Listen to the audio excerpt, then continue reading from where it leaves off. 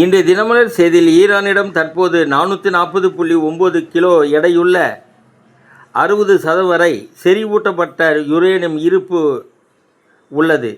இது அணு ஆயுத தயாரிப்புக்கு போதுமானது என ஐநா அறிக்கையில் கூறியுள்ளது.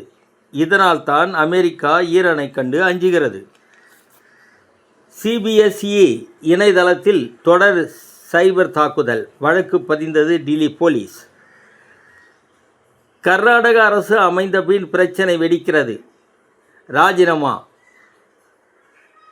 பதவியேற்பு 2வது நாளே மூத்த அமைச்சர் ராமலிங்க ரெட்டி ராஜினாமா. கர்நாடகா காங்கிரஸ் சோனியா ராகுலுக்கு மதிப்பு கொடுப்பதில்லை என்பதையே இது காட்டுகிறது. உத்தரகண்டில் பத்ரிநாத் கேதார்நாத் சார்தாம் புனித யாத்திரை 47 நாளில் 147 பேர் பலி.